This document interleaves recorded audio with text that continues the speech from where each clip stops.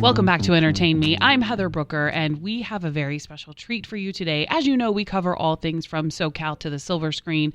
Well, for me, nothing is more exciting happening here in SoCal than Los Angeles Comic-Con. And every year, I have the pleasure of talking to CEO Chris DeMoulin about what fans can expect at the con this year. How you been? I'm good. It's so nice to talk with you. This is, our annual conversation, our Comic-Con chat, and I always look forward to it.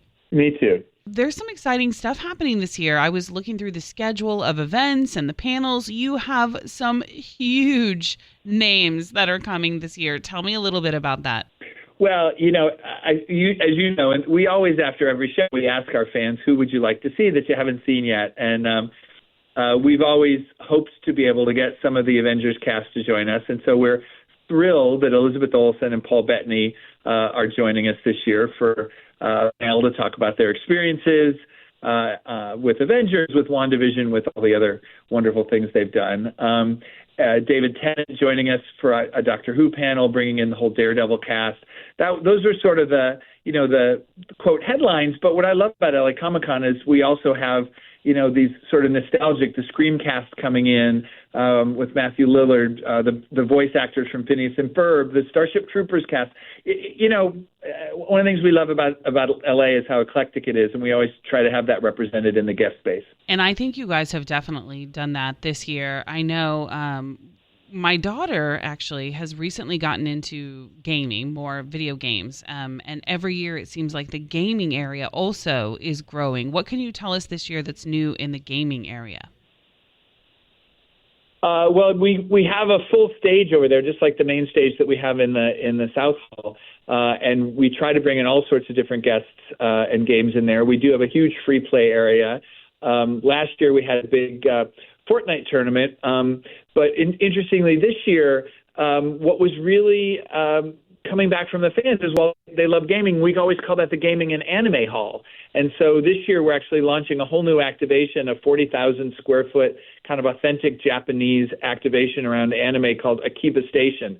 We went out and got a partner that helped us build that and bring in some talent directly from Japan. And so that we expanded into that area after COVID because we knew that the fans of gaming and anime really complement our core Comic-Con folks. And it's been really popular. And so, there's kind of more gaming over there than ever before, but also this big anime activation called Akiba Station that we really hope people enjoy. So let's talk a little bit about if somebody has never been to Comic-Con before, and this may be their first venture into a con, what can they expect to see, and what should they do first? Like, give me your con tips for a newbie. Sure thing. And one of the fun things about this show is about 40% of our attendees every year, it's the first con they've ever been to. So they're really, general pop culture fans who decide this would be a really fun way to spend a day, in many cases, spend a day with their family. My first tip is download the app because, we have a very broad lineup, and by starting with the app and seeing who's there, you can every member of the family can sort of figure out what's the thing that they love that they want to make sure they don't miss. It's kind of like planning your day at Disneyland. If you want to do Space Mountain, you start with planning Space Mountain and you plan around that. So I recommend a similar strategy. I think parking's tough, so I'm a big recommendation on public transit. Take the train or ride share in so that you don't have to deal with the parking. And I think that is give yourself enough time to wander around, because part of the fun of a show like this is there's so many things there that they could never have anticipated. And that exploration and discovery, for me, is a big part of the fun of going to an event like this. And I have to say, too, kudos to you guys, because every year the food is better and better. I remember those first few years just sitting on the floor trying to inhale a cheeseburger. But I know last year when we went, there were some amazing food trucks there, a lot more options in terms of food and drink. What can people expect in that area this year? Yeah, I think, as we've grown as a show, we try to get feedback from the fans in all sorts of different areas. And I think that, grabbing the quick chicken fingers and sitting on the floor thing is not really what people want from this experience. So we have a really big food court with food trucks that's off the South Hall. And then in the West Hall, which is part of Akiba Station, we have a whole sort of Japanese-themed food court going on over there.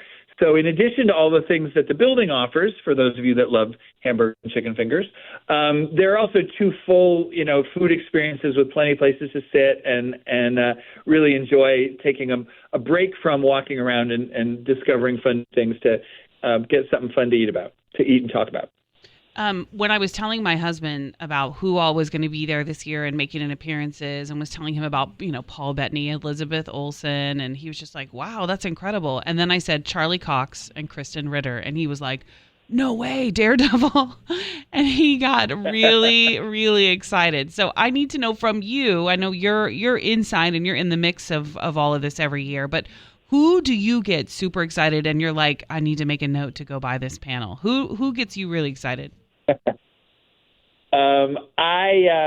You're right. Every year there's sort of one thing that touches on my personal fandom. And a couple of years ago it was when we had Elijah and Sean and Dom and Billy and the 4 hobbits from Lord of the Rings. I went to that panel. Last year it was Michael J. Fox and the Back to the Future panel. Yes. This year for me, because, when I first met Stan Lee, I was telling him that starting at the age of 7, I was an Avengers collector, and at one point had collected the entire series from number 1 through the present day and all the annuals and all the jobs. So I'm a big Avengers fan. So I think the one panel I'm going to not miss this year is Elizabeth and Paul's. And if I can squeeze in the Daredevil one, I will do that as well. But, we, like you, are big fans, and your husband. And so we get excited. Some people we talked to for years to get this on their schedule. I think Elizabeth and David Tennant are people we've been talking to for years and that the fans have requested. So we're always thrilled when we are able to bring in a guest that people have asked to see. One thing we look forward to as well is walking through the aisles and seeing all of the art and all of the artwork. Can you talk a little bit about some of the, whether it be artists or actual comic book signings or authors and that sort of things that maybe kind of might fly under the radar for some people that aren't like the big wow moments? Are there a few of those that you want to mention that people should keep an eye out for? I think, as you know, we try to make sure that I think we have the largest artist alley of any show, certainly in North America. We have about 650 artists. And we have really well-known people, Ryan Otley and Mark Brooks and Mark Silvestri and Kyle Higgins and folks like that. And we always will, they will always find a home with us here because their work is what started this all. But I think it's just as important to us that I hope there are 100 artists there that this is the first time they've ever shown their work to the public, that the sale that they make at LA Comic-Con may be the first commercial sale they've ever had, because we want to be an incubator for new talent as well. And to me, I think that's why people love Artist Alley, is that you have an opportunity to find somebody whose artistic sensibility matches your own and support them and collect them and make their art part of your life. So I think, we are moving the Artist Alley downstairs into Kentia Hall, which in some ways is very appropriate because in 2011, that's where LA Comic-Con, then called Kamikaze Expo, started. The entire show was in Kentia Hall. And we will now have 650 artists down there, as well as most of the celebrity autographs and photographs. And I think it's kind of a full circle moment that 15 years after we started, the artists are taking over the hall that was originally the entire show. Now, I want to talk to you about the LA Convention Center itself. You guys have had this event there for many, many years, and I know you're very familiar with it. And recently it was announced that they're going to be making some renovations there, hopefully in time for the Olympics, or at least get some of it done in time for the Olympics.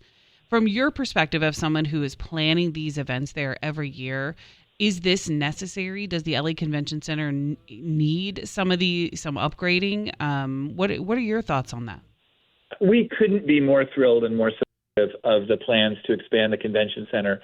LA is such a great city, and yet because that convention facility is a little on the small side for a big modern city, and because the two big halls aren't really contiguous, it's always made it a little cumbersome to do business there. And the plans that they have are brilliant. They're going to build a new hall, Pico Hall, that connects South Hall and West Hall. They're going to add conference room space. They're going to add event space. And so we were very supportive. We went to all the city council meetings and lent our voice in support of it, because in the long run, for the city of Los Angeles in general and for LA Comic-Con specifically, it will enable us to have a world-class convention facility that will allow us to just continue to grow and, launch new activations and get into adjacent spaces of entertainment. And so we're, there'll be a little bit of working around the construction zone for the next couple of years, but that's okay. I've been doing conventions 20 years. That's, it'll be fine. But when it's done, I think as Angelinos, we'll be very proud of what's there, and it will draw world-class events, and it will help LA Comic-Con continue to serve the fans of Los Angeles in bigger and better ways. Well, this is truly one of the most amazing events, something my family and I look forward to every year, and we know that it's just going to continue for many more years to come. And we look forward to another great con. Chris, thank you so much for your time, as always. Well, thank you, Heather. It's always, I feel like we've been doing this for 10 years running. Yes. And I always know it's LA Comic-Con time when you and I get to talk.